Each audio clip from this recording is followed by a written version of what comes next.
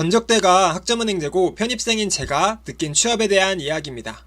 어떻게 해야 취업할 수 있을까요? 가시죠!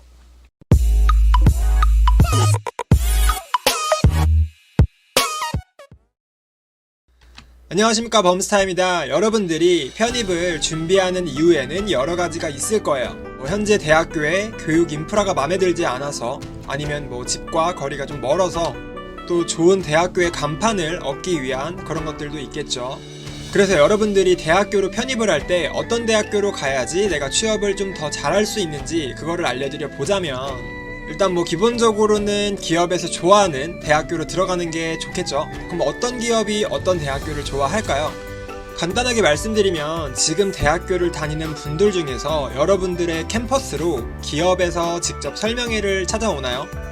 각 기업들은요, 캠퍼스마다 돌아다니면서 기업 설명회를 열어요. 이런 것들을 캠퍼스 리크루팅이라고 하는데, 저도 편입하고 느꼈던 게 뭐냐면, 캠퍼스 어딜 가더라도 대기업의 현수막이 막 걸려 있더라고요. 그러면 기업들이 왜 대학교로 직접 찾아와서 설명회까지 진행을 해주는 걸까요? 간단합니다. 그 해당 대학교의 학생들을 자기 신입사원으로 들여오기 위함인 거죠. 기업 입장에서는 그 학교 출신인 것만으로도 이제 만족도가 높고 신뢰도가 높다는 것을 의미합니다. 그럼 어떤 기업들이 어떤 대학교를 선호하는지 이과랑 문과랑 이제 나누어서 설명을 드려볼게요. 먼저 이과입니다. 먼저 삼성전자부터 알아보도록 할게요.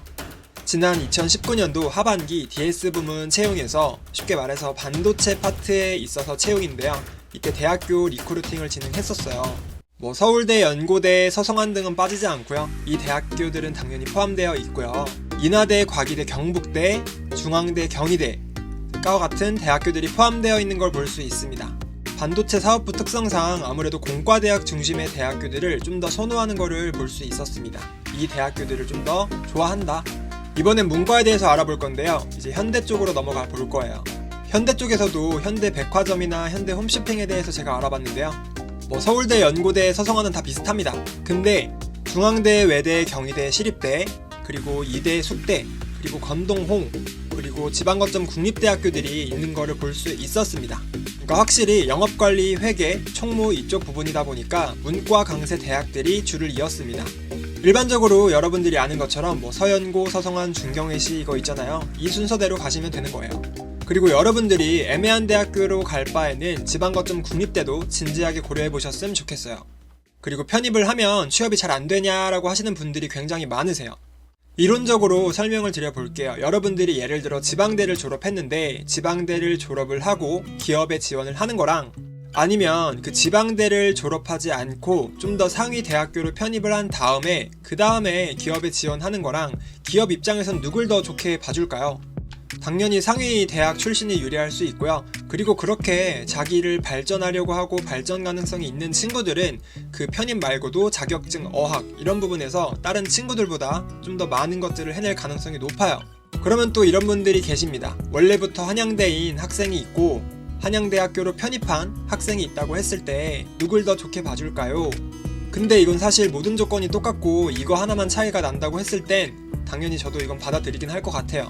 근데 취업이 학교만으로 정해지는 건 아니고, 그래도 학점, 어학, 자격증, 공모활동 이런 스펙적인 부분도 평가가 되잖아요. 그래서 이런 부분들을 좀 더 많이 쌓아 나가면 되는 거죠. 사실 편입은 남들보다 뒤늦게 대학교에 들어가는 거잖아요. 그러다 보니까 사실 쉴 틈 없이 달려가야 되는 건 맞아요. 그러니까 기존 대학교를 잡아먹으려면 좀 더 열심히 해라. 근데 편입은 3학년으로 들어가는 거잖아요. 근데 대부분의 편입 합격생들이 이제 대학교에 들어가면 좀 기쁜 마음에 고삐가 풀립니다. 어느 정도 긴장감이 사라지는 거죠. 편입만을 목표로 하다가 막상 합격을 하고 나니까 매너리즘에 빠지는 거예요. 근데 그 상황이 계속 유지가 되면요, 어느샌가 졸업학기가 되어 있고 학점은 낮고 자격증도 없고 스펙도 없다 보니까 취업이 좀 어려워지는 거예요. 사실 가장 중요한 건 학점인데, 학점이 기본도 안 돼 있으면 사실 힘들어요. 정말 졸업 전에 3.0은 맞아놓고 졸업을 하시길 바라겠습니다. 그리고 학점에 대한 꿀팁을 드리면, 골고루 망하는 거는 최악이에요. 차라리 망할 거면은 내가 몇 과목을 선정해서 망하는 게 낫지, 골고루 망하면은 이거 재수강하느라 끝도 없어요. 그래서 꽤나 많은 학생들이 이렇게 준비가 되지 못한 채 졸업을 하게 되고, 그러면서 취업을 할 때 지원서를 넣으면은 서류 광탈이 일어나는 겁니다. 그래서 이런 친구들이 이제 커뮤니티 사이트나 편입 카페, 취업 카페에다가 글을 남기는 거예요. 아, 편입하고 나니까 취업이 안 되더라. 사실 핑계 대기가 딱 좋은 거죠. 그러니까 취업 잘하는 편입생들은 잘만 합니다. 제 주위만 둘러봐도, 제 선배만 둘러봐도 잘해요. 그리고 추가적으로 학과에 대한 이야기인데요. 제가 편입 원서 접수할 때 대부분의 많은 학생들이 경쟁률만을 바라보고 학과를 지원하더라고요. 그러니까 자기랑 맞는 거랑 상관없이 그냥 경쟁률만 보고 여기 되게 쉬울 것 같은데 라고 하면서 지원을 하더라고요. 그렇게 하시면은 뭐 대학을 합격할 수는 있어요. 근데 대학을 합격하고 나서 헬게이트가 펼쳐집니다. 보통 학과가 안 맞거나 어렵거나 그 둘 중 하나로 이루어지는데, 그러면서 자연스럽게 재편입을 해야겠다, 아니면 전과를 해야겠다, 이런 식으로 되는 거예요.